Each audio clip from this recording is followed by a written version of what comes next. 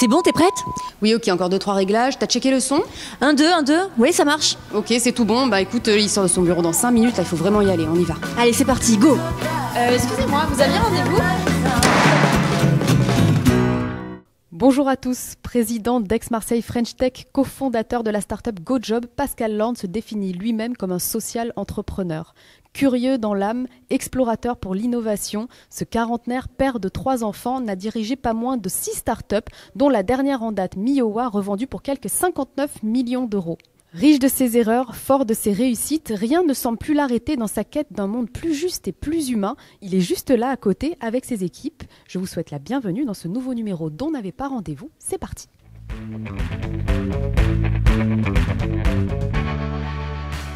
Bonjour Pascal Lorne, et ravi de vous rencontrer ici dans les locaux de votre start-up GoJob, donc l'intérim avec bonheur. Voilà. Pourquoi ce slogan? Est-ce qu'il y avait besoin vraiment d'un dépoussiérage?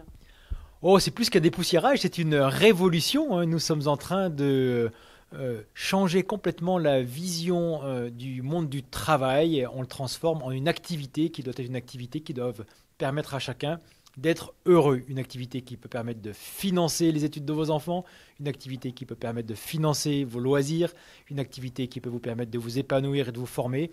Donc, il faut que l'activité aujourd'hui rime avec le bonheur. C'est plus le travail uniquement pour gagner de l'argent, c'est pour construire un projet.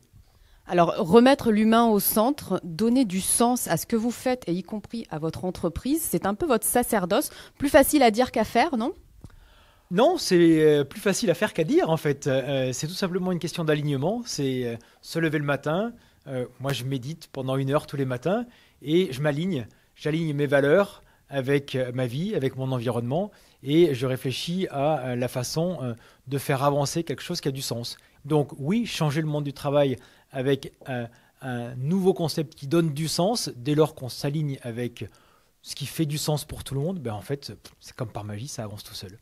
Alors, vous vous définissez un petit peu comme un social entrepreneur. Je suppose que pour ça, il faut être exemplaire dans sa propre boîte. Comment ça se passe chez GoJob en termes de salaire? Est-ce qu'il y a une philosophie managériale? Comment gère-t-on les conflits, par exemple?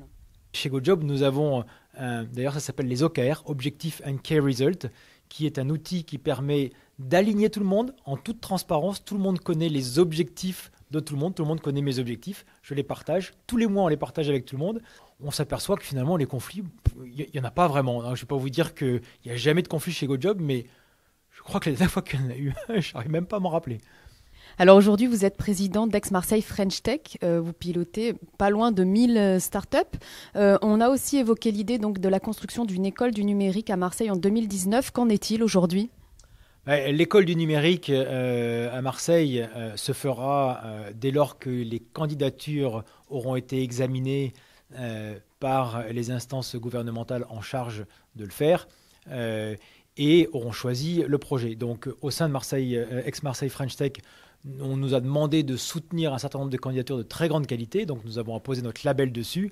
Nous leur souhaitons toute la meilleure chance et ce sera les projets qui auront le meilleur financement et le meilleur projet éducatif qui seront retenus. Je ne peux pas vous en dire plus puisque c'est un plein débat en ce moment et que nous n'avons pas d'autres mots à dire. On a juste tout fait en tout cas pour apporter notre label et soutenir techniquement et en communiquant sur ces projets qui nous semblent assez géniaux. Quel est votre message au monde? Qu'est-ce que vous avez envie de dire aux entrepreneurs de demain? Entreprendre aujourd'hui, c'est plus facile que ce que ça ne l'a jamais été. Donc avec quelques centaines d'euros aujourd'hui, on peut lancer un service sur Internet. Et si on a un peu de génie, ça ne nécessite pas beaucoup de capitaux. Donc n'ayez pas peur, vous n'avez rien à perdre. Soyez cohérent dans votre projet.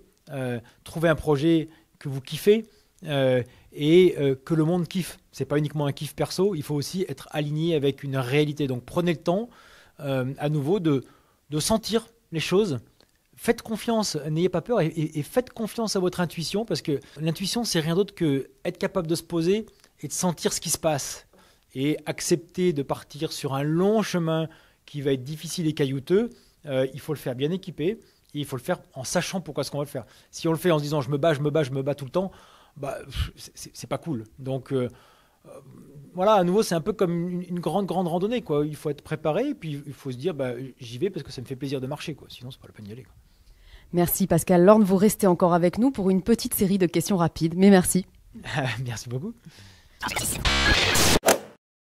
La France. Oh, fumer, boire du café. Ou ce matin, c'était 3h30. Mon côté sombre, le côté obscur de la force, c'est probablement le narcissisme. Je ne travaille pas, je danse, donc la retraite n'est pas un concept qui m'est connu. Soyons fous.